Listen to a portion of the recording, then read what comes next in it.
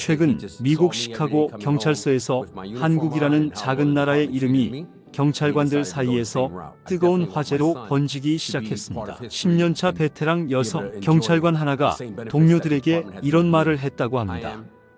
내가 경찰이 된 이유를 다시 찾게 해준 건 바로 한국 콘텐츠였어요. 특히 한국의 범죄 예방 시스템은 우리가 배워야 할 점이 너무 많습니다. 도대체 한국의 무엇이 미국 경찰관의 마음을 이렇게 움직인 걸까요? 매일 총격과 강력 범죄에 시달리던 그녀가 한국 드라마와 영화를 통해 발견한 충격적인 진실, 그 감동적인 이야기가 지금 시작됩니다. 그 전에 잠깐 1초 만에 누를 수 있는 구독과 좋아요는 영상 제작에 아주 큰 힘이 됩니다. 저는 제니퍼 톰슨입니다. 시카고 경찰서에서 10년째 근무하고 있는 베테랑 경찰관이죠.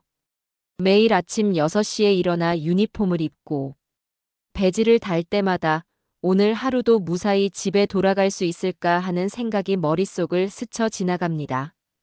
이곳 시카고는 미국에서도 치안이 특히 불안한 도시 중 하나거든요. 어제도 그랬습니다. 새벽 2시경 긴급 출동 호출이 들어왔는데 마약 거래 현장에서 총격전이 벌어졌다는 신고였어요. 현장에 도착하자마자 총성이 들렸고 저희는 즉시 방탄복을 착용하고 건물 안으로 진입해야 했습니다. 그 순간의 긴장감이란 심장이 터질 것 같았어요.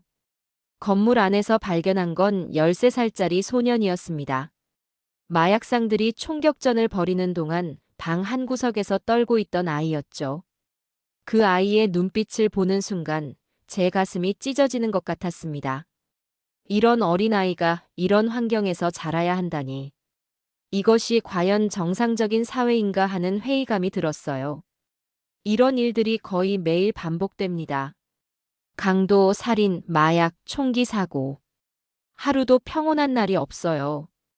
퇴근 후 집에 돌아오면 온몸이 긴장으로 굳어있고 잠들기 전까지 오늘 겪었던 일들이 머릿속에서 맴돌죠. 그런 제게 유일한 휴식처는 넷플릭스였습니다. 침대에 누워 드라마나 영화를 보며 현실을 잊으려 노력했죠. 처음에는 주로 미국 드라마나 할리우드 영화를 봤는데 어느 순간부터는 그마저도 지겨워지더라고요. 액션 영화는 제 직업과 너무 비슷해서 오히려 스트레스가 되고 로맨틱 코미디는 너무 현실감이 없어 보였거든요. 그러던 어느 날 넷플릭스 알고리즘이 저에게 한국 드라마 하나를 추천해줬습니다. DP라는 작품이었어요. 처음에는 별 관심이 없었죠. 한국 드라마라니 자막도 봐야 하고 문화도 다를 텐데 재미있을까 싶었거든요. 하지만 그날 유독 잠이 오지 않아서 그냥 한 편만 보자는 마음으로 재생 버튼을 눌렀습니다.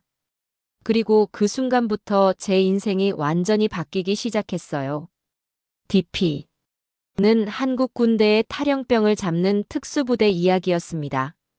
처음에는 단순히 군대 이야기려니 했는데 볼수록 깊이가 다르더라고요. 탈영병들이 왜 부대를 떠날 수밖에 없었는지, 그들이 겪는 고통과 절망이 얼마나 현실적으로 그려지는지.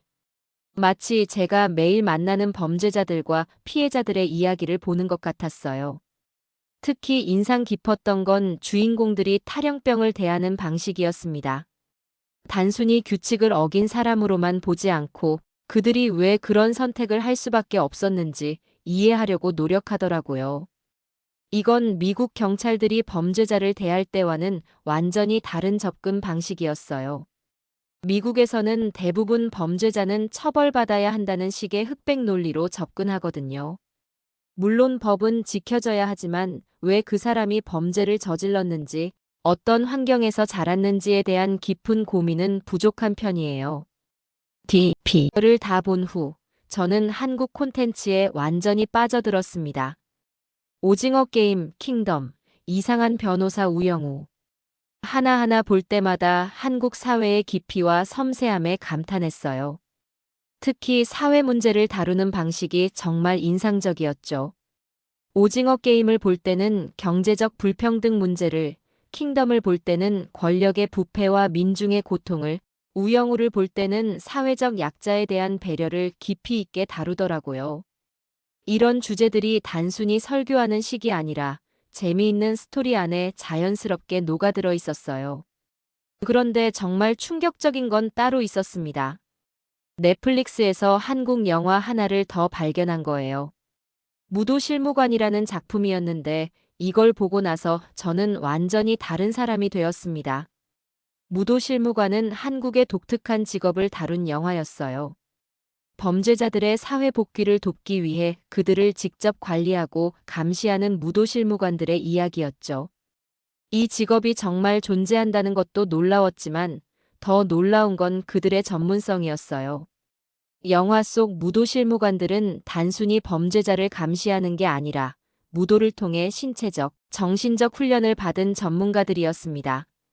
태권도, 합기도, 유도 등 다양한 무도를 익힌 이들이 범죄자들과 직접 마주하며 그들의 재활을 돕는 거였죠. 이 영화를 보면서 저는 미국과 한국의 범죄 예방 시스템이 얼마나 다른지 깨달았습니다. 미국에서는 주로 보호관찰관이 이런 역할을 하는데 대부분 사무실에서 서류 작업을 하거나 간헐적으로 면담을 하는 정도예요. 신체적 대응 능력이나 무도 훈련 같은 건 거의 없죠. 하지만 한국의 무도 실무관들은 달랐어요. 범죄자가 위험한 행동을 보일 때 즉시 물리적으로 제압할 수 있는 능력을 갖추고 있었고 동시에 그들의 심리 상태까지 세심하게 관찰하더라고요. 이건 정말 체계적이고 과학적인 접근 방식이었어요. 영화에서 가장 인상적이었던 장면은 한 무도 실무관이 폭력적인 범죄자와 대치하는 장면이었습니다. 그 범죄자가 칼을 들고 위협할 때 무도 실무관은 침착하게 합기도 기술을 사용해서 상대를 제압했어요. 하지만 제압 후에는 그 사람이 다치지 않았는지 확인하고 왜 그런 행동을 했는지 진심으로 대화를 나누더라고요. 이 장면을 보면서 저는 깨달았습니다. 진짜 치안이란 단순히 범죄자를 잡아서 감옥에 보내는 게 아니라 그들이 다시는 범죄를 저지르지 않도록 근본적인 변화를 이끌어내는 것이라는 걸 말이에요. 미국에서는 이런 시스템이 거의 없어요. 범죄자들은 감옥에 갔다가 나오면 또다시 범죄를 저지르는 경우가 많죠. 재범률이 매우 높은 편이에요. 하지만 한국의 무도실무관 시스템을 보니 이런 문제를 해결할 수 있는 혁신적인 방법이 있다는 걸 알게 되었어요. 그런데 이 영화를 보면서 또 다른 충격을 받았습니다. 주인공을 연기한 김우빈이라는 배우의 이야기를 알게 된 거예요. 이 배우가 비인두암이라는 희귀암에 걸려서 2년 동안 투병 생활을 했다가 완치돼요. 복귀한 첫 작품이 바로 이 영화라는 걸 알았거든요. 암 선고를 받고도 포기하지 않고 치료에 전념해서 결국 완치되어 돌아온 거예요. 그리고 복귀작으로 선택한 게 바로 이런 의미 있는 작품이었다는 것도 감동적이었어요. 이런 개인적인 역경을 이겨낸 배우가 연기한 무도실무관의 모습이 더욱 진정성 있게 느껴졌어요. 김우빈의 이야기는 단순히 한 배우의 투병기가 아니었습니다. 이건 한국인들의 강인한 정신력과 끝까지 포기하지 않는 의지를 보여주는 사례였어요. 암이라는 절망적인 상황에서도 희망을 잃지 않고 끝까지 버텨낸 그의 모습에서 한국 사회 전체의 정신력을 엿볼 수 있었어요. 이 영화를 보고 나서 저는 동료들에게 한국 콘텐츠를 추천하기 시작했습니다. 처음에는 다들 한국 드라마, 자막 보기 귀찮은데라며 시큰둥했어요. 하지만 한두 명씩 보기 시작하더니 곧 경찰서 전체가 한국 콘텐츠 이야기로 시끌벅적해졌어요. 특히 베테랑 경찰관인 마이크 존슨은 DP를 보고 나서 이런 말을 했어요. 제니퍼, 이 드라마를 보니까 우리가 왜 이렇게 스트레스를 받는지 알겠어. 우리는 범죄자들을 체포하는 데만 집중했지. 그들이 왜 범죄를 저지르게 되었는지는 생각해 본 적이 없었던 것 같아. 또 다른 동료인 사라 데이비스는 무도실무관을 보고 나서 우리도 저런 시스템을 도입하면 어떨까? 단순히 범죄자를 감옥에 보내는 게 아니라 그들의 재활을 위한 전문 시스템을 만드는 거 말이야라고 말했어요. 이런 반응들을 보면서 저는 깨달았습니다. 한국 콘텐츠가 단순한 오락이 아니라 우리에게 새로운 시각과 해결책을 제시해주는 교육적 도구 역할을 하고 있다는 걸 말이에요. 특히 한국의 치안 시스템에 대해 더 자세히 알아보니 정말 놀라운 사실들을 발견했습니다. 한국은 세계에서 치안이 가장 안전한 나라 중 하나라는 거예요. 밤늦게 혼자 다녀도 안전하고 강력 범죄 발생률도 미국에 비해 현저히 낮다고 하더라고요. 이런 안전한 사회를 만든 건 바로 한국만의 독특한 시스템들 때문이었어요. 무도실무관 같은 전문적인 범죄 예방 시스템, 지역사회와 경찰의 긴밀한 협력, 그리고 범죄자의 재활에 중점을 두는 정책들이 복합적으로 작용한 결과였죠. 미국과 비교해보면 정말 차이가 컸어요. 미국은 범죄가 발생한 후 처벌에 중점을 두는 반면 한국은 범죄가 발생하기 전에 예방하는데 더 많은 노력을 기울이고 있었어요. 무도실무관이 바로 그런 예방 시스템의 핵심이었던 거죠. 그런데 이런 이야기를 동료들과 나누다 보니 일부 경찰관들은 다른 반응을 보였어요. 특히 존 메카시라는 베테랑 경찰관은 한국 시스템이 뭐 그리 대단하다고 그래? 우리 미국이 세계 최강 아니야? 라며 냉소적인 반응을 보였어요. 존은 20년 차 베테랑으로 전형적인 미국식 치안 방식에 익숙한 사람이었어요. 그는 범죄자는 강하게 처벌해야 하고 무슨 재활이니 뭐니 하는 건 시간 낭비다라는 생각을 가지고 있었죠. 또 다른 동료인 톰 윌슨도 비슷한 반응이었어요. 아시아 드라마 보고 감동받았다고? 그건 그냥 드라마일 뿐이야. 현실은 다르다고. 한국이 그렇게 대단하면 왜 미국에 와서 영어 배우려고 하겠어? 이런 반응들을 보면서 저는 좀 답답했어요. 하지만 동시에 이해도 되었어요. 오랫동안 한 가지 방식에만 익숙해져 있으면 새로운 시각을 받아들이기 어려운 법이니까요.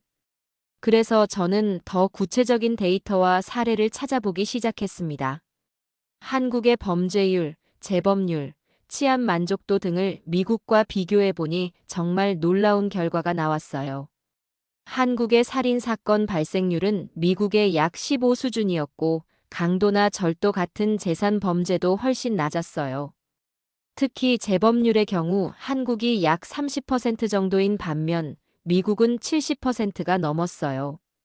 이건 정말 큰 차이였죠. 이 데이터를 동료들에게 보여주니 존과 톰도 조금씩 태도가 바뀌기 시작했어요. 정말 이런 차이가 날까? 혹시 통계를 잘못 본 건 아니야? 라며 의심하긴 했지만 적어도 관심은 보이기 시작했어요. 그러던 중에 결정적인 사건이 일어났습니다. 우리 경찰서에서 한 젊은 범죄자를 다루게 되었는데 그 과정에서 한국식 접근법을 적용해 볼 기회가 생긴 거예요. 그 범죄자는 18세 마커스라는 청년이었어요. 마약 판매로 체포되었는데 이미 이전에도 몇 번 같은 죄로 잡힌 적이 있었죠. 보통이라면 다시 감옥에 보내는 게 일반적인 절차였어요. 하지만 저는 DP에서 본 것처럼 마커스가 왜 계속 마약 판매를 하게 되었는지 이해해 보려고 노력했습니다. 그와 대화를 나누면서 알게 된 건 그의 어머니가 중병을 앓고 있어서 의료비가 절실히 필요했다는 사실이었어요. 마커스는 고등학교도 중퇴한 상태에서 정당한 방법으로는 큰 돈을 벌 수 없었고 결국 마약 판매라는 범죄에 손을 댄 거였어요. 이건 단순히 돈에 욕심이 있어서가 아니라 절망적인 상황에서 내린 선택이었던 거죠. 무도실무관 영화에서 본 것처럼 저는 마커스에게 단순한 처벌이 아닌 다른 해결책을 제시해 보려고 했어요. 지역 사회복지사와 연결해서 의료비 지원을 받을 수 있는 방법을 찾아주고 동시에 합법적인 일자리도 알아봐 주었죠. 처음에는 존과 톰 같은 동료들이 시간 낭비다. 그냥 감옥 보내면 끝이야 라며 반대했어요. 하지만 저는 포기하지 않고 계속 노력했습니다. 몇 주 후 마커스는 정말로 변화하기 시작했어요. 어머니의 의료비 문제가 해결되자 더 이상 마약 판매를 할 이유가 없어졌고 새로 찾은 일자리에서 성실하게 일하기 시작한 거예요. 이 결과를 본 동료들의 반응이 완전히 달라졌습니다. 존은 제니퍼, 정말 놀랍네. 이런 방법도 있구나라며 감탄했고, 톰도 한국 드라마에서 이런 걸 배웠다고? 나도 한번 봐야겠어라며 관심을 보였어요. 이 사건 이후로 우리 경찰서는 조금씩 변화하기 시작했습니다. 범죄자를 단순히 처벌하는 대상으로만 보지 않고 그들이 범죄를 저지르게 된 근본적인 원인을 파악하고 해결하려고 노력하게 된 거예요. 물론 모든 범죄자가 마커스처럼 변할 수 있는 건 아니에요. 일부는 정말로 악질적이고 교화 불가능한 경우도 있죠. 하지만 적어도 그런 판단을 내리기 전에 한 번은 더 깊이 이해해 보려고 노력하게 되었어요. 이런 변화의 중심에는 한국 콘텐츠가 있었습니다. DP와 무도 실무관이 저희에게 새로운 시각을 제시해 준 거예요. 특히 한국의 치안 시스템이 얼마나 체계적이고 효과적인지 알게 되면서 우리도 배울 점이 많다는 걸 깨달았죠. 한국의 무도 실무관들이 받는 교육 과정도 정말 인상적이었어요. 단순히 무도만 배우는 게 아니라 심리학, 사회복지학, 상담 기법 등 다양한 분야를 공부한다고 하더라고요. 이런 종합적인 교육을 받은 전문가들이 범죄자들을 담당하니까 더 효과적인 결과가 나오는 거였어요. 반면 미국의 보호관찰관들은 대부분 사회복지학이나 법학 전공자들이에요. 물론 이것도 중요한 자격이지만 신체적 대응 능력이나 무도 기술 같은 건 거의 없죠. 그래서 위험한 상황에서는 경찰을 불러야 하고 즉각적인 대응이 어려운 경우가 많아요. 하지만 한국의 무도 실무관들은 다양한 상황에 스스로 대응할 수 있는 능력을 갖추고 있어요. 범죄자가 폭력적으로 나올 때는 무도 기술로 제압하고 심리적으로 불안정할 때는 상담 기법으로 마음을 달래주고 사회적 문제가 있을 때는 복지 시스템과 연결해주는 거죠. 이런 멀티플레이어 같은 역할을 할 수 있는 전문가들이 있다는 게 정말 부러웠어요. 미국도 이런 시스템을 도입하면 재범률을 크게 줄일 수 있을 것 같았거든요. 그런데 한국 콘텐츠를 통해 알게 된 또 다른 놀라운 사실이 있었어요. 바로 한국의 치안 기술력이었습니다. 넷플릭스에서 본 여러 한국 드라마와 다큐멘터리를 통해 알게 된 건데, 한국은 CCTV 시스템, 디지털 포렌식, AI를 활용한 범죄 예측 시스템 등에서 세계 최고 수준의 기술을 보유하고 있더라고요. 특히 인상적이었던 건 한국의 통합관제 시스템이었어요. 전국의 CCTV가 하나의 네트워크로 연결되어 있어서 범죄자가 도시를 이동해도 실시간으로 추적이 가능하다는 거였어요. 미국은 각 지역별로 시스템이 분리되어 있어서 이런 통합 관제가 어려운 편인데 한국은 이미 그런 시스템을 구축해 놓고 있었던 거죠. 이런 기술적 우수성과 무도 실무관 같은 인적 시스템이 결합되니까 세계적으로 안전한 나라가 될 수 있었던 거예요. 정말 대단한 일이었죠. 하지만 이런 이야기를 할 때마다 일부 동료들의 반발도 만만치 않았어요. 특히 경찰서의 고참인 리차드 브라운 경감은 아예 노골적으로 반대 의견을 표했어요. 제니퍼, 자네가 요즘 한국 드라마에 너무 빠진 것 같네. 그건 그냥 드라마야 현실이 아니라고. 한국이 그렇게 대단하면 왜 아직도 분단 국가인데? 우리 미국이야말로 세계 경찰 역할을 하는 진짜 강대국이지. 리차드 경감의 이런 발언에 저는 정말 화가 났어요. 한국을 무시하는 발언이 너무 노골적이었거든요. 하지만 감정적으로 대응하면 오히려 역효과가 날 것 같아서 차분하게 대답했습니다. 경감님, 저는 단순히 드라마를 보고 감동받은 게 아니에요. 실제 데이터와 통계를 바탕으로 말씀드리는 거예요. 한국의 치안 시스템이 우수하다는 건 객관적인 사실이거든요. 그러자 리차드 경감은 더욱 공격적으로 나왔어요. 객관적인 사실? 그럼 왜 한국 젊은이들은 다 미국으로 유학 오려고 하는데? 자기네 나라가 그렇게 좋으면 굳이 여기 올 이유가 있나? 이런 식의 편견과 무시가 계속되자 저는 더 확실한 증거를 보여줘야겠다고 생각했어요. 그래서 국제 치안 관련 보고서와 통계 자료들을 수집하기 시작했습니다. 유엔 마약 범죄 사무소 UNODC의 글로벌 범죄 동향 보고서를 보니 정말 놀라운 결과가 나왔어요. 한국의 고의적 살인 발생률은 인구 10만 명당 0.6명으로 세계 최저 수준이었어요. 반면 미국은 5.0명으로 한국의 8배가 넘었죠. 강도 발생률도 마찬가지였어요. 한국은 인구 10만 명당 1.9건인 반면 미국은 86.2건이었어요. 이건 40배가 넘는 차이였죠. 이런 수치들을 보니 한국의 치안 시스템이 얼마나 효과적인지 명확하게 알 수 있었어요. 이 자료들을 경찰서 회의에서 발표했을 때 분위기가 완전히 달라졌습니다. 아무리 편견을 가진 사람들도 객관적인 숫자 앞에서는 할 말이 없었거든요. 리차드 경감도 이런 통계가 있었나? 좀 더 자세히 알아봐야겠네라며 태도를 누그러뜨렸어요. 완전히 인정하지는 않았지만 적어도 무시하는 태도는 거두어들였죠.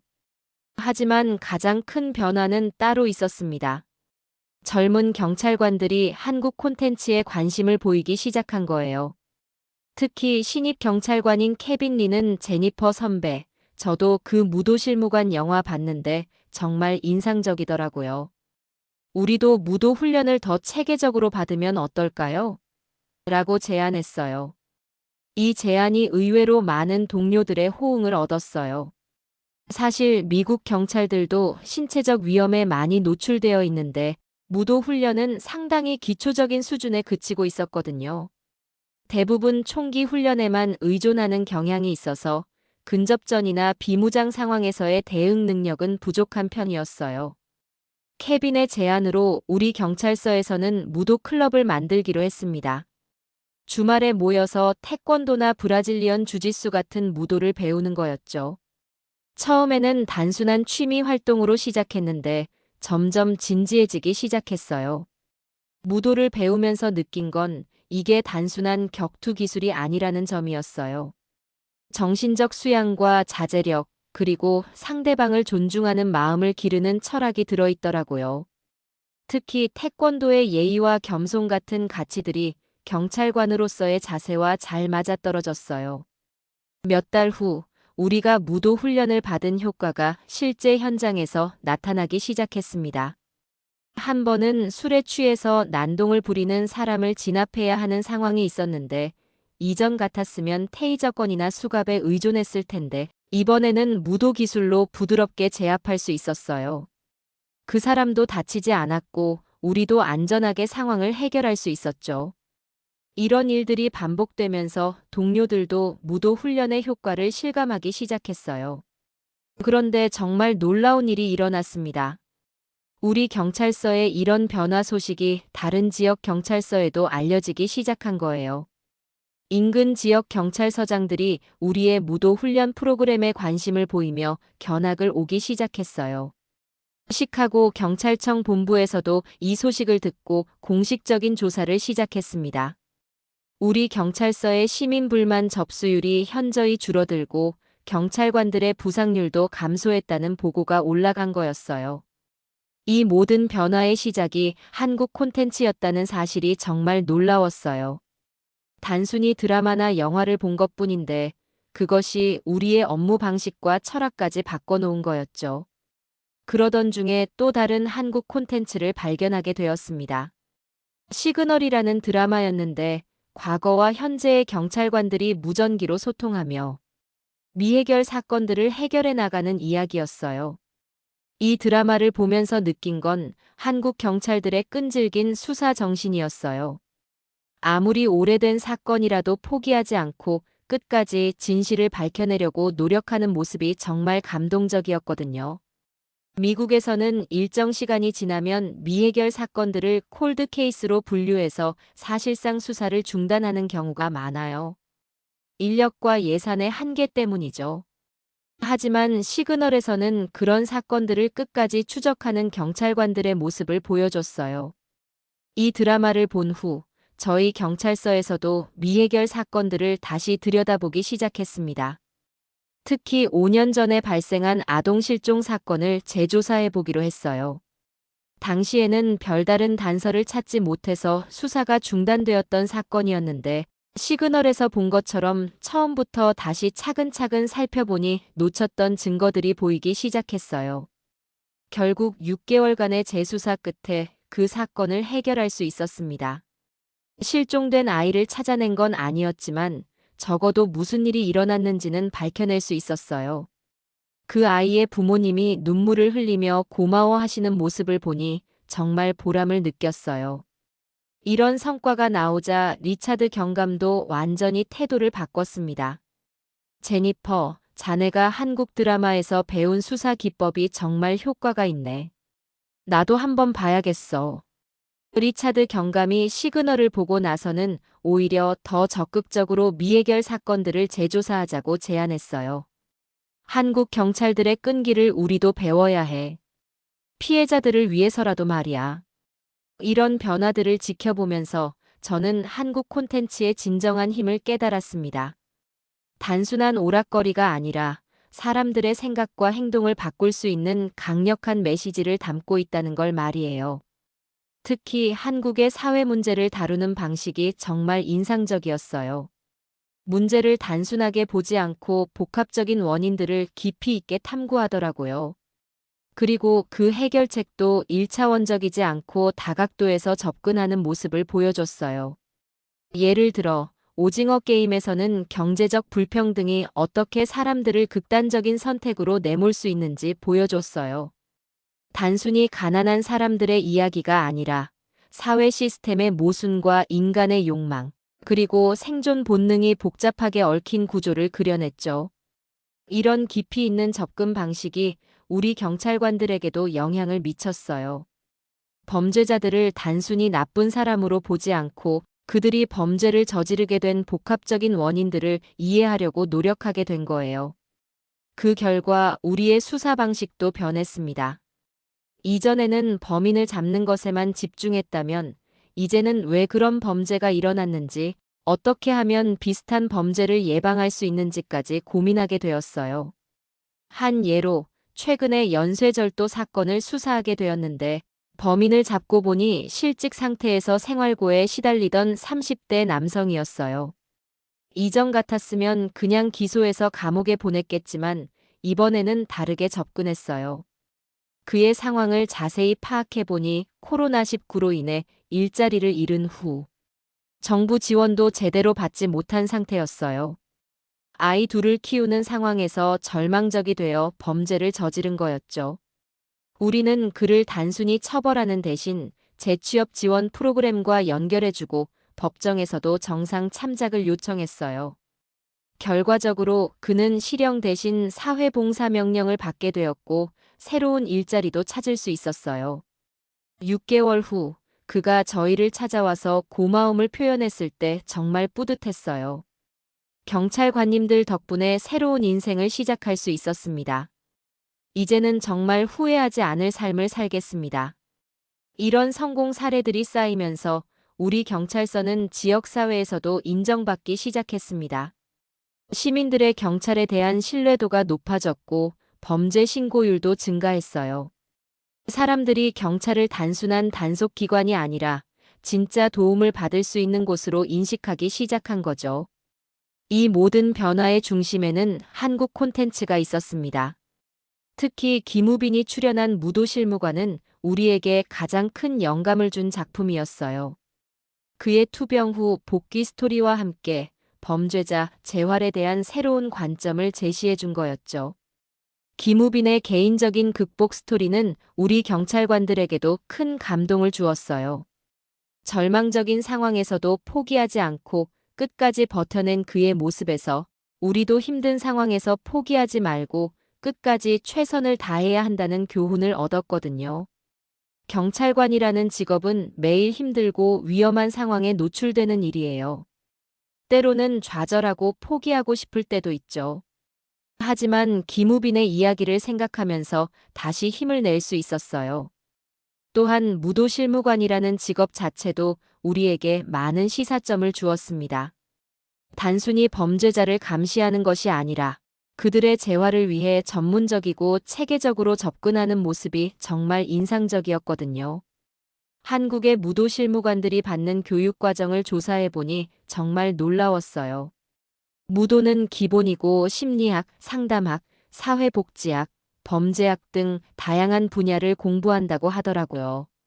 게다가 정기적인 재교육과 업데이트된 기법들을 계속 학습한다고 했어요.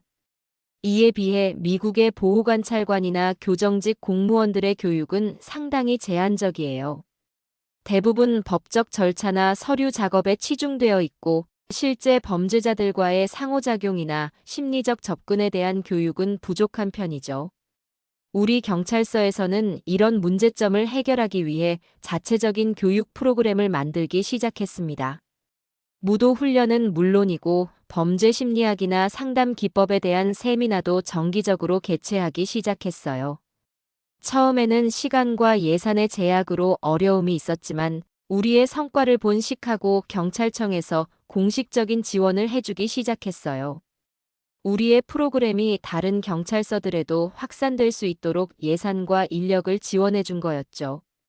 이런 변화들이 언론에도 알려지기 시작했습니다. 시카고 트리뷴에서 한국 드라마가 바꾼 미국 경찰서라는 제목으로 기사를 내보냈고 CNN에서도 우리 경찰서를 취재해 갔어요. 기자들이 가장 관심을 보인 건 한국 콘텐츠가 어떻게 우리의 업무 방식을 바꿨는지였어요. 특히 무도 실무관에서 영감을 얻은 범죄자, 재활 프로그램에 대해 많은 질문을 받았어요. CNN 기자는 한국 드라마 한 편이 정말로 경찰서 전체를 바꿀 수 있나요? 라고 물었는데 저는 이렇게 대답했어요. 드라마 자체가 우리를 바꾼 건 아니에요. 하지만 그 드라마를 통해 우리가 몰랐던 새로운 관점과 방법들을 알게 되었고 그것을 실제로 적용해 본 결과 놀라운 효과를 얻을 수 있었던 거죠. 한국의 치안 시스템과 철학에서 배울 점이 정말 많다는 걸 깨달았어요. 이 인터뷰가 방송된 후 전국 각지의 경찰서들에서 우리에게 연락이 오기 시작했습니다. 우리의 프로그램을 자신들의 지역에도 도입하고 싶다는 문의들이었어요. 특히 로스앤젤레스 경찰서의 마리아 로드리게스 서장은 직접 시카고까지 와서 우리의 프로그램을 견학했어요. 정말 놀랍네요. 한국의 치안 시스템이 이렇게 체계적이고 효과적인지 몰랐어요. 우리도 이런 방식을 도입해야겠어요. 하지만 한국의 무도 실무관들은 다양한 상황에 스스로 대응할 수 있는 능력을 갖추고 있어요. 범죄자가 폭력적으로 나올 때는 무도 기술로 제압하고 심리적으로 불안정할 때는 상담 기법으로 마음을 달래주고 사회적 문제가 있을 때는 복지 시스템과 연결해주는 거죠. 이런 멀티플레이어 같은 역할을 할 수 있는 전문가들이 있다는 게 정말 부러웠어요. 미국도 이런 시스템을 도입하면 재범률을 크게 줄일 수 있을 것 같았거든요. 그런데 한국 콘텐츠를 통해 알게 된 또 다른 놀라운 사실이 있었어요. 바로 한국의 치안 기술력이었습니다. 넷플릭스에서 본 여러 한국 드라마와 다큐멘터리를 통해 알게 된 건데, 한국은 CCTV 시스템, 디지털 포렌식, AI를 활용한 범죄 예측 시스템 등에서 세계 최고 수준의 기술을 보유하고 있더라고요. 특히 인상적이었던 건 한국의 통합 관제 시스템이었어요. 전국의 CCTV가 하나의 네트워크로 연결되어 있어서 범죄자가 도시를 이동해도 실시간으로 추적이 가능하다는 거였어요. 미국은 각 지역별로 시스템이 분리되어 있어서 이런 통합 관제가 어려운 편인데 한국은 이미 그런 시스템을 구축해 놓고 있었던 거죠. 이런 기술적 우수성과 무도 실무관 같은 인적 시스템이 결합되니까 세계적으로 안전한 나라가 될 수 있었던 거예요. 정말 대단한 일이었죠. 하지만 이런 이야기를 할 때마다 일부 동료들의 반발도 만만치 않았어요. 특히 경찰서의 고참인 리차드 브라운 경감은 아예 노골적으로 반대 의견을 표했어요. 제니퍼, 자네가 요즘 한국 드라마에 너무 빠진 것 같네. 그건 그냥 드라마야 현실이 아니라고. 한국이 그렇게 대단하면 왜 아직도 분단 국가인데? 우리 미국이야말로 세계 경찰 역할을 하는 진짜 강대국이지. 리차드 경감의 이런 발언에 저는 정말 화가 났어요. 한국을 무시하는 발언이 너무 노골적이었거든요. 하지만 감정적으로 대응하면 오히려 역효과가 날 것 같아서 차분하게 대답했습니다. 경감님, 저는 단순히 드라마를 보고 감동받은 게 아니에요. 실제 데이터와 통계를 바탕으로 말씀드리는 거예요. 한국의 치안 시스템이 우수하다는 건 객관적인 사실이거든요. 그러자 리차드 경감은 더욱 공격적으로 나왔어요. 객관적인 사실? 그럼 왜 한국 젊은이들은 다 미국으로 유학 오려고 하는데? 자기네 나라가 그렇게 좋으면 굳이 여기 올 이유가 있나? 이런 식의 편견과 무시가 계속되자 저는 더 확실한 증거를 보여줘야겠다고 생각했어요. 그래서 국제 치안 관련 보고서와 통계 자료들을 수집하기 시작했습니다. 유엔 마약 범죄 사무소의 글로벌 범죄 동향 보고서를 보니 정말 놀라운 결과가 나왔어요. 한국의 고의적 살인 발생률은 인구 10만 명당 0.6명으로 세계 최저 수준이었어요. 반면 미국은 5.0명으로 한국의 8배가 넘었죠. 강도 발생률도 마찬가지였어요. 한국은 인구 10만 명당 1.9건인 반면 미국은 86.2건이었어요. 이건 40배가 넘는 차이였죠. 이런 수치들을 보니 한국의 치안 시스템이 얼마나 효과적인지 명확하게 알 수 있었어요. 이 자료들을 경찰서 회의에서 발표했을 때 분위기가 완전히 달라졌습니다. 아무리 편견을 가진 사람들도 객관적인 숫자 앞에서는 할 말이 없었거든요. 리차드 경감도 이런 통계가 있었나? 좀 더 자세히 알아봐야겠네라며 태도를 누그러뜨렸어요. 완전히 인정하지는 않았지만 적어도 무시하는 태도는 거두어드렸죠. 하지만 가장 큰 변화는 따로 있었습니다. 젊은 경찰관들이 한국 콘텐츠에 관심을 보이기 시작한 거예요. 특히 신입 경찰관인 케빈 리는 제니퍼 선배, 저도 그 무도실무관 영화 봤는데 정말 인상적이더라고요. 우리도 무도 훈련을 더 체계적으로 받으면 어떨까요? 라고 제안했어요. 이 제안이 의외로 많은 동료들의 호응을 얻었어요. 사실 미국 경찰들도 신체적 위험에 많이 노출되어 있는데 무도 훈련은 상당히 기초적인 수준에 그치고 있었거든요. 대부분 총기 훈련에만 의존하는 경향이 있어서 근접전이나 비무장 상황에서의 대응 능력은 부족한 편이었어요. 케빈의 제안으로 우리 경찰서에서는 무도 클럽을 만들기로 했습니다. 주말에 모여서 태권도나 브라질리언 주짓수 같은 무도를 배우는 거였죠. 처음에는 단순한 취미 활동으로 시작했는데 점점 진지해지기 시작했어요. 무도를 배우면서 느낀 건 이게 단순한 격투 기술이 아니라는 점이었어요. 정신적 수양과 자제력, 그리고 상대방을 존중하는 마음을 기르는 철학이 들어있더라고요. 특히 태권도의 예의와 겸손 같은 가치들이 경찰관으로서의 자세와 잘 맞아떨어졌어요. 몇 달 후, 우리가 무도 훈련을 받은 효과가 실제 현장에서 나타나기 시작했습니다. 한 번은 술에 취해서 난동을 부리는 사람을 진압해야 하는 상황이 있었는데, 이전 같았으면 테이저건이나 수갑에 의존했을 텐데, 이번에는 무도 기술로 부드럽게 제압할 수 있었어요. 그 사람도 다치지 않았고, 우리도 안전하게 상황을 해결할 수 있었죠. 이런 일들이 반복되면서 동료들도 무도 훈련의 효과를 실감하기 시작했어요. 그런데 정말 놀라운 일이 일어났습니다. 우리 경찰서의 이런 변화 소식이 다른 지역 경찰서에도 알려지기 시작한 거예요. 인근 지역 경찰서장들이 우리의 무도 훈련 프로그램에 관심을 보이며 견학을 오기 시작했어요. 시카고 경찰청 본부에서도 이 소식을 듣고 공식적인 조사를 시작했습니다. 우리 경찰서의 시민 불만 접수율이 현저히 줄어들고 경찰관들의 부상률도 감소했다는 보고가 올라간 거였어요. 이 모든 변화의 시작이 한국 콘텐츠였다는 사실이 정말 놀라웠어요. 단순히 드라마나 영화를 본 것뿐인데 그것이 우리의 업무 방식과 철학까지 바꿔놓은 거였죠. 그러던 중에 또 다른 한국 콘텐츠를 발견하게 되었습니다. 시그널이라는 드라마였는데 과거와 현재의 경찰관들이 무전기로 소통하며 미해결 사건들을 해결해 나가는 이야기였어요. 이 드라마를 보면서 느낀 건 한국 경찰들의 끈질긴 수사 정신이었어요.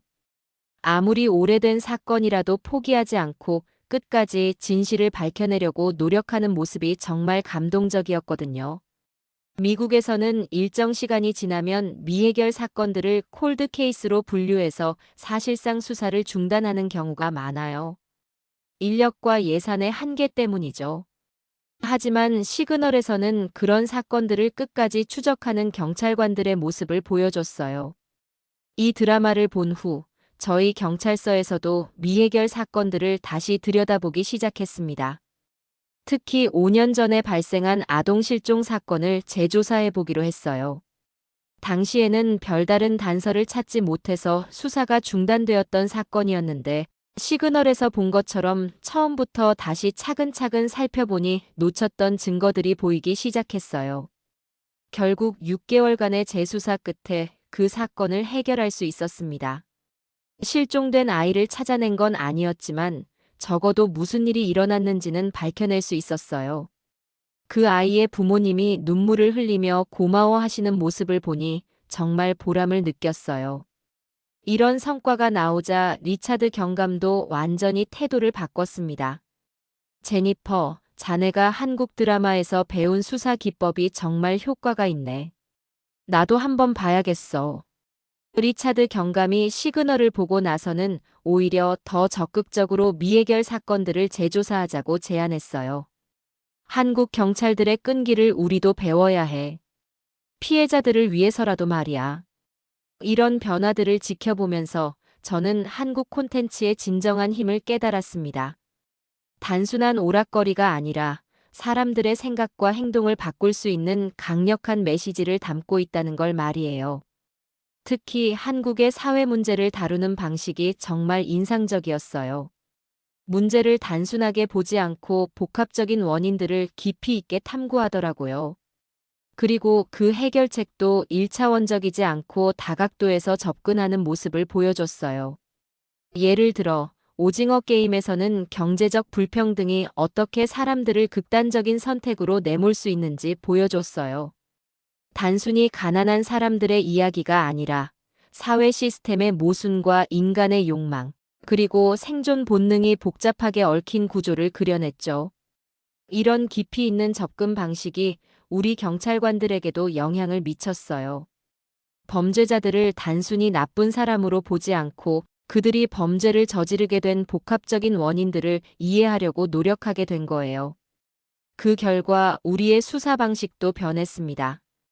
이전에는 범인을 잡는 것에만 집중했다면 이제는 왜 그런 범죄가 일어났는지, 어떻게 하면 비슷한 범죄를 예방할 수 있는지까지 고민하게 되었어요. 한 예로 최근에 연쇄절도 사건을 수사하게 되었는데 범인을 잡고 보니 실직 상태에서 생활고에 시달리던 30대 남성이었어요. 이전 같았으면 그냥 기소해서 감옥에 보냈겠지만 이번에는 다르게 접근했어요. 그의 상황을 자세히 파악해보니 코로나19로 인해 일자리를 잃은 후 정부 지원도 제대로 받지 못한 상태였어요. 아이 둘을 키우는 상황에서 절망적이 되어 범죄를 저지른 거였죠. 우리는 그를 단순히 처벌하는 대신 재취업 지원 프로그램과 연결해주고 법정에서도 정상 참작을 요청했어요. 결과적으로 그는 실형 대신 사회봉사 명령을 받게 되었고 새로운 일자리도 찾을 수 있었어요. 6개월 후 그가 저희를 찾아와서 고마움을 표현했을 때 정말 뿌듯했어요. 경찰관님들 덕분에 새로운 인생을 시작할 수 있었습니다. 이제는 정말 후회하지 않을 삶을 살겠습니다. 이런 성공 사례들이 쌓이면서 우리 경찰서는 지역사회에서도 인정받기 시작했습니다. 시민들의 경찰에 대한 신뢰도가 높아졌고 범죄 신고율도 증가했어요. 사람들이 경찰을 단순한 단속기관이 아니라 진짜 도움을 받을 수 있는 곳으로 인식하기 시작한 거죠. 이 모든 변화의 중심에는 한국 콘텐츠가 있었습니다. 특히 김우빈이 출연한 무도실무관은 우리에게 가장 큰 영감을 준 작품이었어요. 그의 투병 후 복귀 스토리와 함께 범죄자 재활에 대한 새로운 관점을 제시해 준 거였죠. 김우빈의 개인적인 극복 스토리는 우리 경찰관들에게도 큰 감동을 주었어요. 절망적인 상황에서도 포기하지 않고 끝까지 버텨낸 그의 모습에서 우리도 힘든 상황에서 포기하지 말고 끝까지 최선을 다해야 한다는 교훈을 얻었거든요. 경찰관이라는 직업은 매일 힘들고 위험한 상황에 노출되는 일이에요. 때로는 좌절하고 포기하고 싶을 때도 있죠. 하지만 김우빈의 이야기를 생각하면서 다시 힘을 낼 수 있었어요. 또한 무도실무관이라는 직업 자체도 우리에게 많은 시사점을 주었습니다. 단순히 범죄자를 감시하는 것이 아니라 그들의 재활을 위해 전문적이고 체계적으로 접근하는 모습이 정말 인상적이었거든요. 한국의 무도실무관들이 받는 교육과정을 조사해보니 정말 놀라웠어요. 무도는 기본이고 심리학, 상담학, 사회복지학, 범죄학 등 다양한 분야를 공부한다고 하더라고요. 게다가 정기적인 재교육과 업데이트된 기법들을 계속 학습한다고 했어요. 이에 비해 미국의 보호관찰관이나 교정직 공무원들의 교육은 상당히 제한적이에요. 대부분 법적 절차나 서류 작업에 치중되어 있고 실제 범죄자들과의 상호작용이나 심리적 접근에 대한 교육은 부족한 편이죠. 우리 경찰서에서는 이런 문제점을 해결하기 위해 자체적인 교육 프로그램을 만들기 시작했습니다. 무도 훈련은 물론이고 범죄 심리학이나 상담 기법에 대한 세미나도 정기적으로 개최하기 시작했어요. 처음에는 시간과 예산의 제약으로 어려움이 있었지만 우리의 성과를 본 시카고 경찰청에서 공식적인 지원을 해주기 시작했어요. 우리의 프로그램이 다른 경찰서들에도 확산될 수 있도록 예산과 인력을 지원해 준 거였죠. 이런 변화들이 언론에도 알려지기 시작했습니다. 시카고 트리뷴에서 한국 드라마가 바꾼 미국 경찰서라는 제목으로 기사를 내보냈고 CNN에서도 우리 경찰서를 취재해 갔어요. 기자들이 가장 관심을 보인 건 한국 콘텐츠가 어떻게 우리의 업무 방식을 바꿨는지였어요. 특히 무도실무관에서 영감을 얻은 범죄자 재활 프로그램에 대해 많은 질문을 받았어요. CNN 기자는 한국 드라마 한 편이 정말로 경찰서 전체를 바꿀 수 있나요? 라고 물었는데 저는 이렇게 대답했어요. 드라마 자체가 우리를 바꾼 건 아니에요. 하지만 그 드라마를 통해 우리가 몰랐던 새로운 관점과 방법들을 알게 되었고 그것을 실제로 적용해 본 결과 놀라운 효과를 얻을 수 있었던 거죠. 한국의 치안 시스템과 철학에서 배울 점이 정말 많다는 걸 깨달았어요. 이 인터뷰가 방송된 후 전국 각지의 경찰서들에서 우리에게 연락이 오기 시작했습니다. 우리의 프로그램을 자신들의 지역에도 도입하고 싶다는 문의들이었어요. 특히 로스앤젤레스 경찰서의 마리아 로드리게스 서장은 직접 시카고까지 와서 우리의 프로그램을 견학했어요. 정말 놀랍네요. 한국의 치안 시스템이 이렇게 체계적이고 효과적인지 몰랐어요. 우리도 이런 방식을 도입해야겠어요. 마리아 서장은 특히 무도 훈련 프로그램에 관심을 보였어요. LA는 다양한 인종과 문화가 섞여 있는 도시라서 갈등이 많은 편이에요. 무력보다는 대화와 이해를 통해 문제를 해결하는 방법을 배워야 할 것 같아요.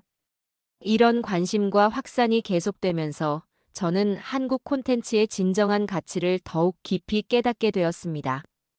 단순한 엔터테인먼트를 넘어서서 다른 문화와 사회를 이해하고 배울 수 있는 교육적 도구 역할을 하고 있었던 거예요. 그런데 이런 성공 스토리에도 불구하고 여전히 저항하는 사람들이 있었어요. 특히 일부 보수적인 경찰관들은 왜 하필 아시아 드라마에서 배워야 하느냐며 불편해했어요. 그 중에서도 가장 노골적으로 반대했던 건 베테랑 경찰관인 스티브 밀러였어요. 아시아 사람들의 문화가 우리 미국인들에게 맞을 리 없어.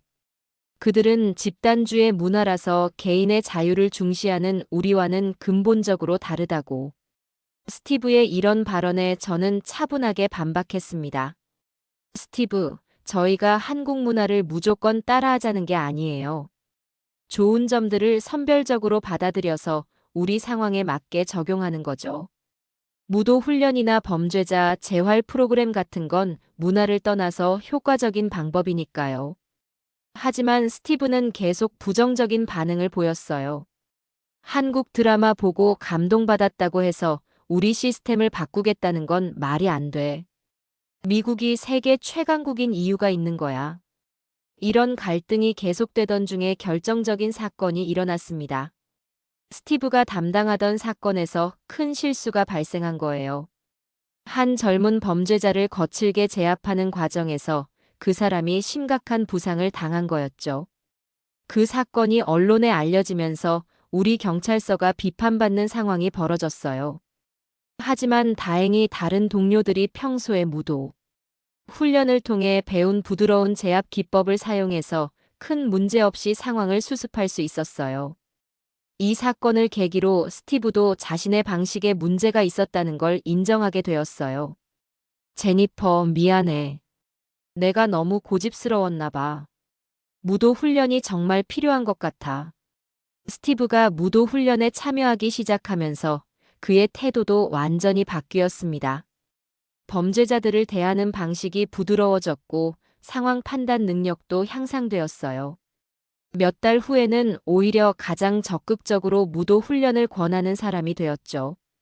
이런 변화들을 지켜보면서 저는 한국 콘텐츠가 가진 포용력과 설득력을 새삼 느꼈어요. 처음에는 거부감을 보이던 사람들도 실제 효과를 경험하고 나면 자연스럽게 받아들이게 되더라고요. 그리고 가장 놀라운 건 이런 변화가 우리 경찰서를 넘어서 지역사회 전체로 확산되고 있다는 점이었어요. 시민들이 경찰에 대한 신뢰를 회복하면서 경찰과 시민 간의 협력도 늘어났어요. 예를 들어, 이전에는 범죄 목격자들이 신고를 꺼려하는 경우가 많았는데, 이제는 적극적으로 협조해주는 경우가 늘었어요.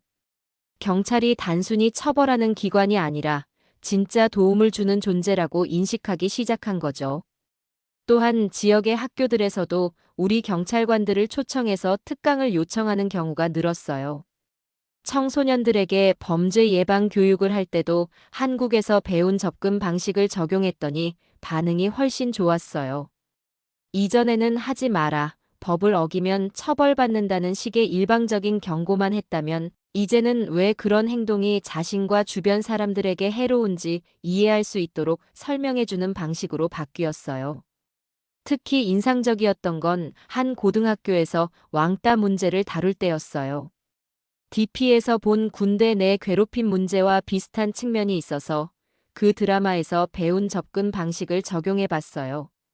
가해 학생들을 단순히 처벌하는 것이 아니라 그들이 왜 그런 행동을 하게 되었는지 깊이 있게 파악해 보았어요. 알고 보니 그 학생들도 각자 가정에서 문제를 겪고 있었고 그 스트레스를 다른 아이들에게 풀고 있었던 거였죠.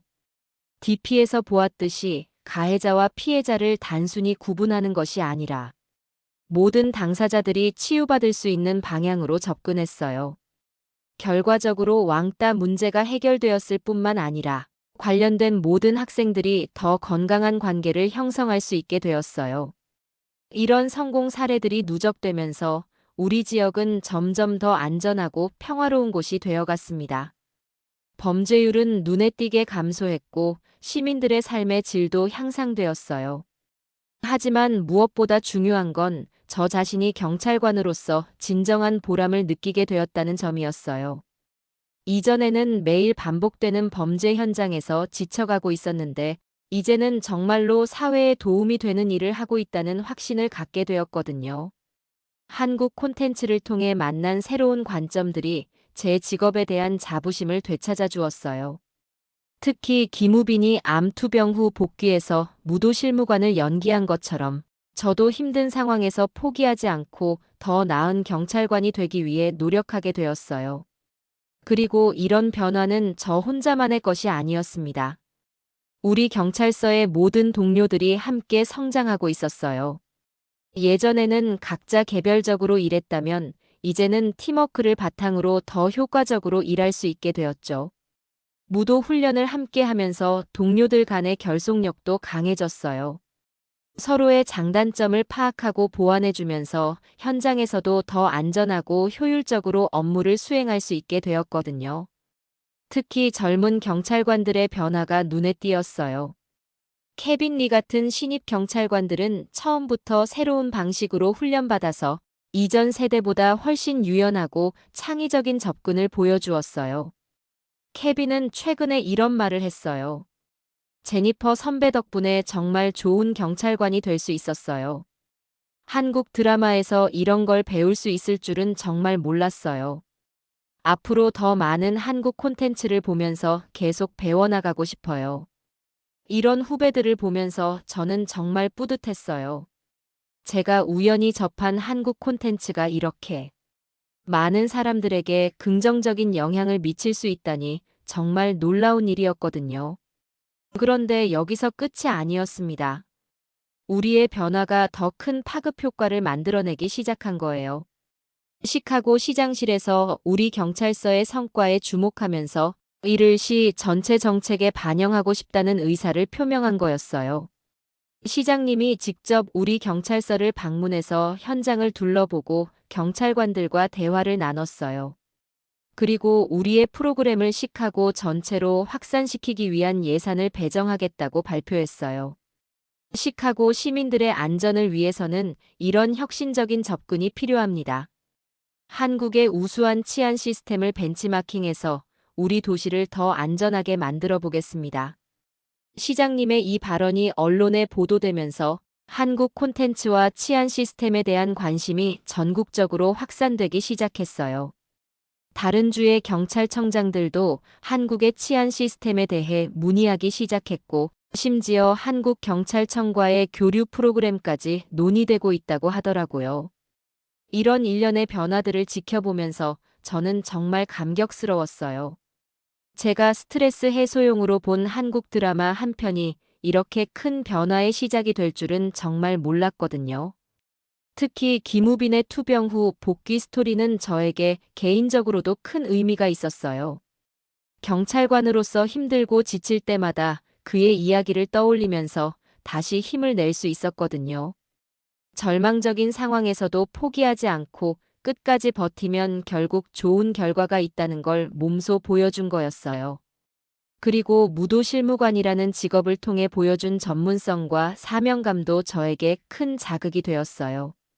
단순히 범죄자를 감시하는 것이 아니라 그들의 재활과 사회 복귀를 위해 전문적으로 접근하는 모습이 진정한 프로페셔널의 자세라는 걸 깨달았거든요. 이제 저는 매일 출근할 때마다 설렘을 느낍니다. 오늘은 또 어떤 새로운 방식으로 시민들을 도울 수 있을까, 어떤 문제를 해결할 수 있을까 하는 기대감으로 가득해요. 이전에 피곤하고 지친 모습과는 완전히 달라진 거죠. 동료들도 마찬가지예요. 우리 경찰서 전체의 분위기가 완전히 바뀌었어요. 이전에는 서로 개별적으로 일하면서 소통이 부족했다면 이제는 서로 협력하고 배우려는 분위기가 형성되었어요. 특히 한국 콘텐츠를 함께 보면서 토론하는 시간이 저희에게는 정말 소중한 시간이 되었어요. 단순히 오락으로 보는 게 아니라 그 안에서 우리가 배울 수 있는 교훈들을 찾아보는 거죠. 최근에는 스토브리그라는 한국 드라마를 함께 봤는데 조직 운영과 리더십에 대한 새로운 인사이트를 얻을 수 있었어요. 야구단을 재건하는 이야기였지만 그 안에 담긴 팀워크와 소통의 중요성은 우리 경찰 조직에도 그대로 적용할 수 있는 내용이었거든요. 이런 식으로 한국 콘텐츠는 저희에게 단순한 오락 이상의 의미를 갖게 되었어요. 업무에 대한 새로운 관점을 제시해주고 개인적인 성장에도 도움을 주는 소중한 자료가 된 거죠. 그런데 정말 놀라운 건 이런 변화가 우리 가족들에게도 영향을 미치기 시작했다는 점이에요. 저희 남편도 처음에는 또 한국 드라마야? 라며 시큰둥했는데 지금은 저보다 더 열심히 보고 있어요. 특히 남편이 감동받은 건 미스터 션샤인이라는 드라마였어요. 일제강점기를 배경으로 한 역사 드라마였는데 한국인들의 불굴의 의지와 나라 사랑 정신에 깊은 감명을 받았다고 하더라고요. 한국 사람들이 이렇게 힘든 역사를 겪으면서도 포기하지 않고 끝까지 버텨낸 정신력이 정말 대단해. 지금의 발전된 한국이 있을 수 있었던 이유를 알겠어. 남편의 이런 반응을 보면서 저는 한국 콘텐츠가 가진 또 다른 힘을 발견했어요.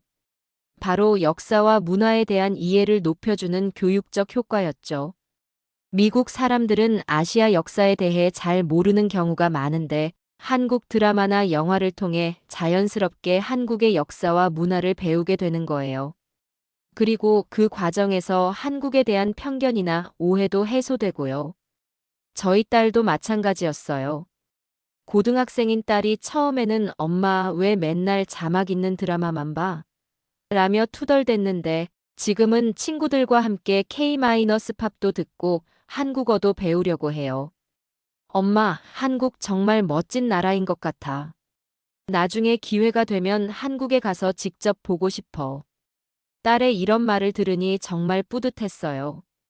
제가 업무에서 느꼈던 긍정적인 변화가 가족들에게도 전해지고 있다는 걸 실감할 수 있었거든요.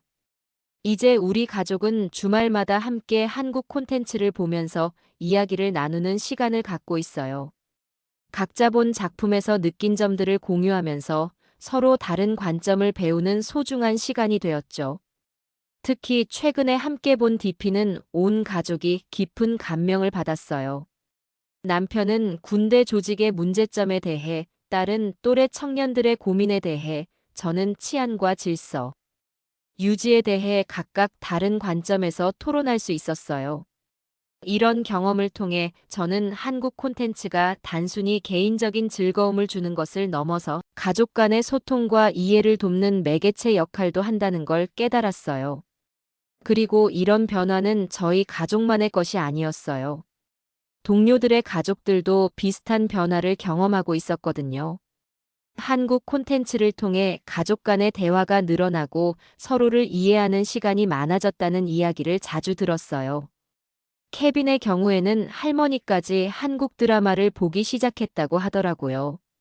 80세가 넘은 할머니가 미나리라는 한국 영화를 보고 깊은 감동을 받았다는 거예요. 케빈아, 이 영화를 보니까 우리 조상들이 미국에 이민 와서 얼마나 고생했는지 새삼 느껴져. 한국 사람들도 우리와 비슷한 경험을 했구나.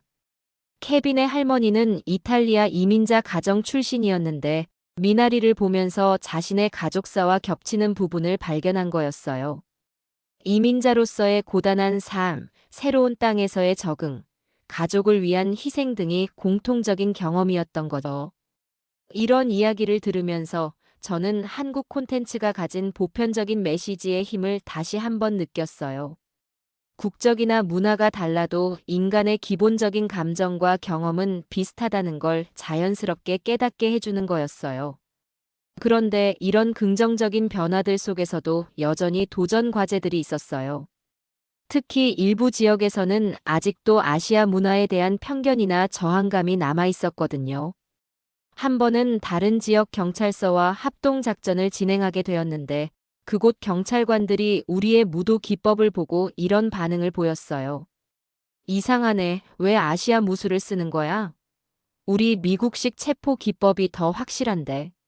한국 드라마 보고 배웠다고? 그건 그냥 액션 연출일 뿐이야. 현실과는 다르다고.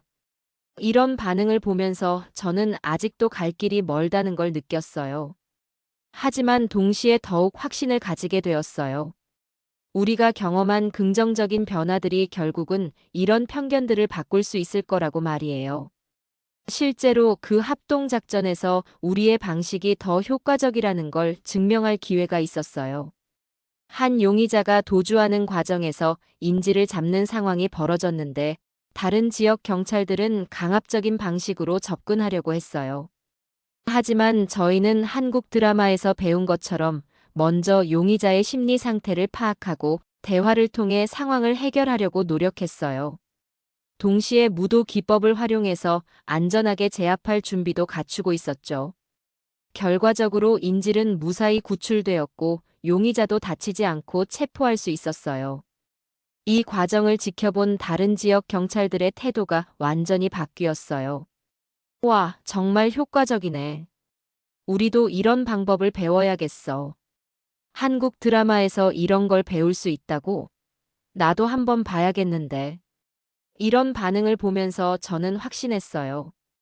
편견은 직접적인 경험을 통해서만 바뀔 수 있다는 걸 말이에요. 아무리 말로 설명해도 한계가 있지만 실제 효과를 보여주면 사람들은 자연스럽게 인정하게 되는 거였어요. 그 후로 그 지역 경찰서에서도 우리에게 교육을 요청해 왔어요. 특히 무도 훈련과 심리적 접근법에 대한 관심이 높았어요. 몇 달 후에는 그들도 우리와 비슷한 프로그램을 시작했다는 소식을 들었어요. 이런 식으로 한국 콘텐츠에서 시작된 변화가 점점 더 넓은 지역으로 확산되고 있었어요. 마치 물결이 퍼져나가듯이 긍정적인 영향이 계속 번져나가고 있는 거였죠. 그런데 이 과정에서 제가 가장 인상 깊게 느낀 건 한국 콘텐츠가 단순히 우리의 업무 방식만 바꾼 게 아니라는 점이었어요. 우리의 인생관과 가치관까지 바꾸어 놓았거든요. 이전에 저는 경찰관으로서 단순히 범죄자를 잡고 처벌하는 것이 제 역할이라고 생각했어요. 하지만 한국 콘텐츠를 통해 더 넓은 시각을 갖게 되었죠. 진정한 치안이란 범죄를 예방하고 사회의 근본적인 문제를 해결하는 것이라는 걸 깨달았어요. 그리고 김우빈의 투병 후 복귀 스토리를 통해서는 개인적인 성장의 중요성도 배웠어요. 힘든 상황에서도 포기하지 않고 계속 노력하면 결국 더 나은 결과를 얻을 수 있다는 교훈을 얻었거든요. 이런 변화들이 누적되면서 저는 이제 경찰관이라는 직업에 대해 진정한 자부심을 느끼고 있어요. 단순히 월급을 받기 위한 일이 아니라 정말로 사회에 기여할 수 있는 의미 있는 일이라는 확신을 갖게 된 거죠. 그리고 이런 확신은 제 주변 사람들에게도 전해지고 있어요. 딸이 최근에 이런 말을 했거든요. 엄마, 정말 멋져. 엄마가 하는 일이 이렇게 중요한 일인 줄 몰랐어. 나도 나중에 사회에 도움이 되는 일을 하고 싶어. 딸의 이런 말을 들으니 정말 뿌듯했어요. 제가 경찰관으로서 느끼는 보람과 자부심이 딸에게도 전해지고 있다는 걸 느낄 수 있었거든요. 남편도 마찬가지였어요. 당신이 요즘 정말 달라졌어. 예전보다 훨씬 생기가 넘치고 자신감도 있어 보여. 한국 드라마의 힘이 이렇게 대단한 줄 몰랐네. 이런 개인적인 변화들이 모여서 더 큰 사회적 변화를 만들어내고 있는 거였어요. 저희 경찰서뿐만 아니라 지역사회 전체가 더 안전하고 평화로운 곳이 되어가고 있었거든요. 최근에는 시카고시에서 공식적으로 한국식 치안 모델을 도입하기로 결정했다는 소식도 들었어요.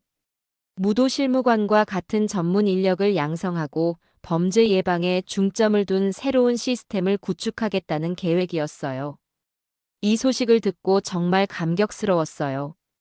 제가 우연히 본 한국 드라마 한 편이 이렇게 큰 정책 변화까지 이끌어낼 수 있다니 정말 믿기 어려운 일이었거든요. 하지만 동시에 이건 우연이 아니라는 생각도 들었어요. 한국 콘텐츠가 가진 깊이와 메시지, 그리고 한국의 우수한 치안 시스템이 결합되어서 만들어낸 필연적인 결과였던 거죠.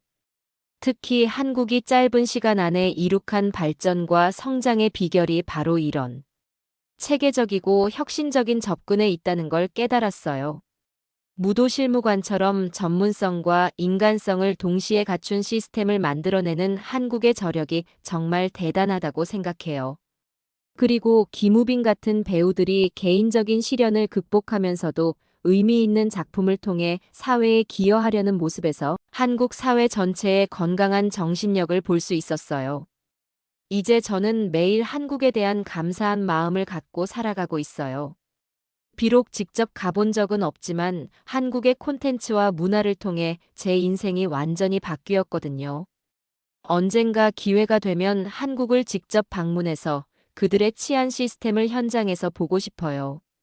그리고 한국의 무도 실무관들과도 직접 만나서 이야기를 나누고 싶고요. 특히 김우빈 배우에게는 개인적으로 고마움을 전하고 싶어요.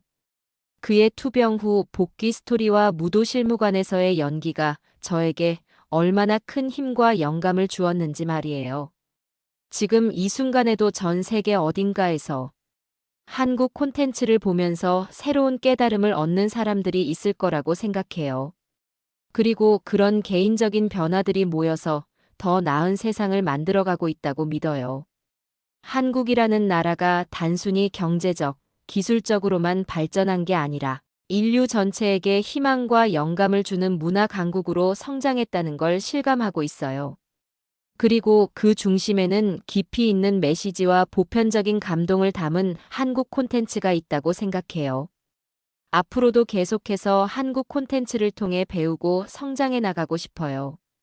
그리고 제가 경험한 긍정적인 변화들을 더 많은 사람들과 공유하면서 우리 사회가 더 안전하고 평화로운 곳이 될 수 있도록 기여하고 싶어요.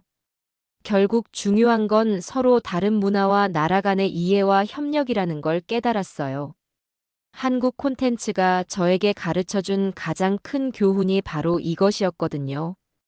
편견과 선입견을 버리고 열린 마음으로 다른 문화를 받아들일 때 우리는 더 큰 성장과 발전을 이룰 수 있다는 것 말이에요. 이제 저는 확신합니다.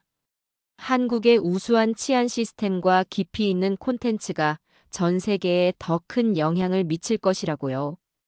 그리고 그 과정에서 우리 모두가 더 나은 사람이 되고 더 나은 사회를 만들어갈 수 있을 거라고 믿어요. 한국 콘텐츠를 통해 제가 경험한 이 놀라운 변화의 여정이 여러분에게도 큰 감동과 영감을 주었기를 바랍니다. 그리고 우리 모두가 서로의 문화를 존중하고 배우면서 더욱 안전하고 평화로운 세상을 만들어갈 수 있기를 기원합니다. 여러분은 이 이야기를 어떻게 생각하시나요? 한국 콘텐츠가 전 세계에 미치는 긍정적인 영향에 대해 어떤 생각을 가지고 계신가요? 댓글로 여러분의 의견을 들려주세요.